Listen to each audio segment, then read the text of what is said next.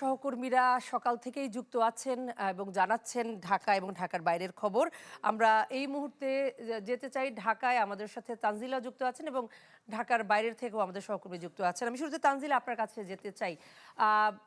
আপনি মতিঝিল এলাকায় আছেন, আমি দেখে যেটুকু মনে হচ্ছে আপনার পেছনে আমি দেখতে পাচ্ছি। কি মনে হচ্ছে আসলে বিএনপির যে নিরঙ্কুশ সংখ্যাগরিষ্ঠতা অর্জন, সেটার মধ্য দিয়ে আসলে জনগণের কি প্রত্যাশা, তারা কি বলছেন?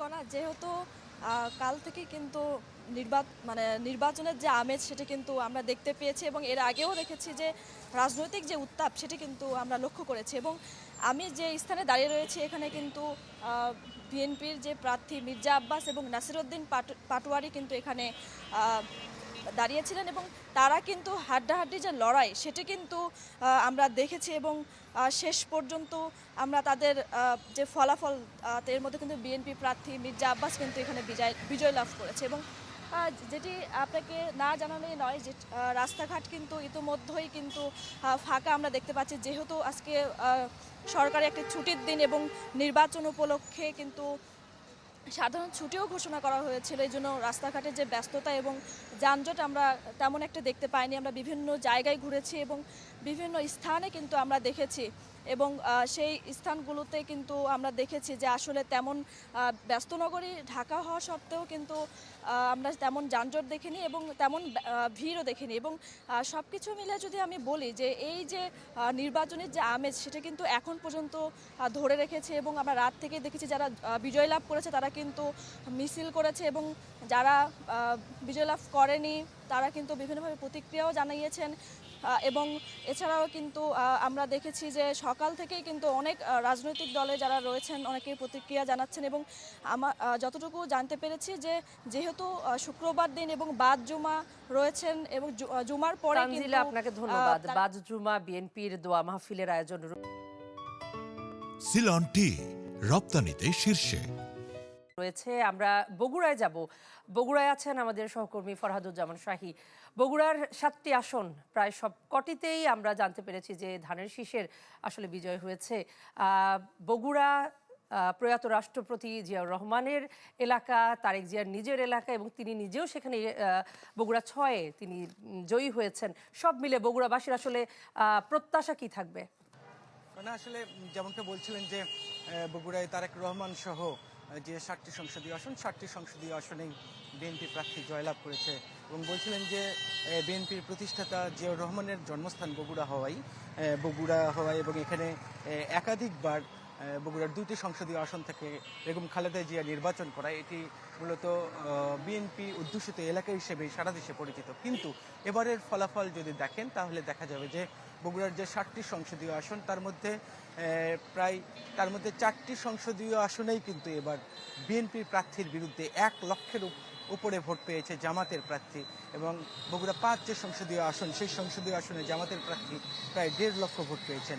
সেটা কিন্তু এখানে যদি বলেন যে বিএনপির সাংগঠনিক অবস্থার যদি আমরা প্রশংসা করি তাহলে জামাতের সাংগঠনিক অবস্থাও কিন্তু অত্যন্ত ভালো বগুড়ার এই জায়গাতে। এমনকি বগুড়ায় তারেক রহমান যে আসনে নির্বাচন করেছেন সেই আসনেও জামাতের যিনি প্রার্থী তিনি কিন্তু প্রায় 1 লক্ষ ভোট পেয়েছেন। বলাই যায় যে বগুড়ায় বিএনপির এই ঘাঁটিতে জামাতের এই শক্তিশালী অবস্থানের কারণ যদি বলি তাহলে সাধারণ মানুষের কথা যে বগুড়ায় আসলে বিএনপি 3 দফা সরকার গঠন করেছে, কিন্তু তারপরেও বগুড়ার মানুষের জন্য যে কাঙ্ক্ষিত উন্নয়ন সেই উন্নয়ন কর্মকাণ্ড কিন্তু তারা সঠিকভাবে তারা করেননি। এর ফলে সাধারণ মানুষ বিএনপির বাহিরেও জামাত ইসলামকে ভোট দিয়েছে এবং অন্যান্য দলেরও সাংগঠনিক অবস্থা কিন্তু অত্যন্ত ভালো।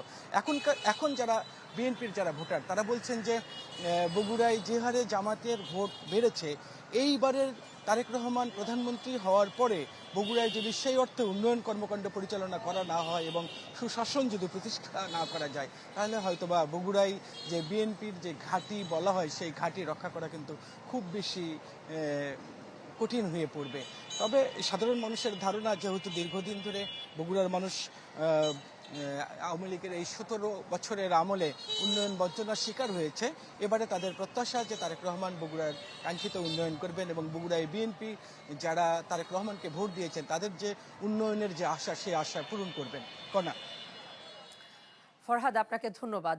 আমাদের সঙ্গে মগবাজার থেকে জামাতের কার্যালয়ের সামনে থেকে যুক্ত হচ্ছেন সম্রাট হোসেন।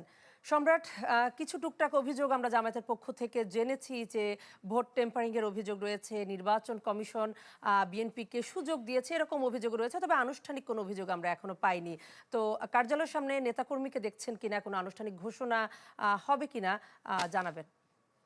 ত্রয়োদশ জাতীয় সংসদ নির্বাচনকে কেন্দ্র করে কিন্তু নানান ব্যস্ততা ছিল জামাতে ইসলামীর মাঝে। আমরা গতকাল মধ্যরাত অর্থাৎ শেষ রাত পর্যন্তও কিন্তু জামাতের কার্যক্রম আমরা দেখতে পেয়েছি। সেটি শেষ হয় নির্বাচন কমিশন থেকে। নির্বাচন কমিশনে তারা বেশ কিছু অভিযোগ করে এর পরপরই কিন্তু আমরা সকাল থেকে দেখেছি যে জামাতের যে ভেরিফাইড ফেসবুক পেজ, সেই ফেসবুক পেজে কিন্তু যে 11 দলীয় জোটের যে তারা যে এবার জাতীয় সংসদ নির্বাচনে তারা অংশ নিয়েছে, সেখানে কিন্তু বলা হয়েছে যে 11 দলীয় জোটের যে নেতাকর্মী তাদেরকে ধৈর্য ধরতে বলা হয়েছে, যে তাদের পরবর্তী কি কার্যক্রম সেই কার্যক্রম সম্পর্কে পরবর্তী সময়ে তারা তাদের ব্রিফিং কিংবা আনুষ্ঠানিক যে বক্তব্য সেটি তারা জানাবে। এর আগে কিন্তু জামাতে ইসলামের পক্ষ থেকে দলটির সহকারী সেক্রেটারি জেনারেল এহসান জুবায়ের তিনি কিন্তু নির্বাচন কমিশনে গিয়ে অভিযোগ করেছেন যে ভোটের যে ফলাফল, সেই ভোটের ফলাফলে কিছুটা ধীরগতি ছিল, কিংবা ঢাকার বেশ কিছু আসনের যে ফলাফলের যে কাগজ, সেই কাগজে ওভার রাইটিংয়ের অভিযোগও কিন্তু তিনি করেছেন।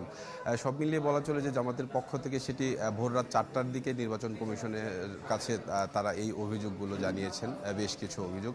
এর পরপর কিন্তু সর্বশেষ অর্থাৎ জামাতের পক্ষ থেকে কিন্তু যেটি বলছিলাম যে তাদের ফেসবুক পেজে কিন্তু 11 দলীয় জোটের যে নেতাকর্মীরা রয়েছে তাদেরকে ধৈর্য ধরার কথা বলা হয়েছে। পাশাপাশি আমরা কিন্তু এই মুহূর্তে রয়েছি জামাতের যে মগবাজার যে কার্যালয় রয়েছে সেই কার্যালয়ে, কিন্তু এখানে কিন্তু এখন পর্যন্ত নেতাকর্মীদের কোনো উপস্থিতি আমরা এখন পর্যন্ত সেভাবে দেখিনি। এখানে গণমাধ্যম কর্মীরা রয়েছেন, তারা আসলে জামাতের পরবর্তী আনুষ্ঠানিক কার্যক্রম কি কিংবা তারা কি ঘোষণা দিবেন, যেহেতু তারা এখানে এবার ত্রয়োদশ জাতীয় সংসদ নির্বাচনে বিএনপি দলীয় জোটের পক্ষ থেকে 211টি আসন, পাশাপাশি তারা 76টি আসন 11 দলীয় জোটের পক্ষ থেকে তারা পেয়েছেন। সে বিষয়ে হয়তোবা তারা তাদের যে আনুষ্ঠানিক কার্যক্রম কিংবা পরবর্তী ঘোষণা সেটি হয়তোবা তারা দিবেন। তো এই ছিল রাজধানীর মগবাজার থেকে জামায়াতে ইসলামীর অফিসের সর্বশেষ।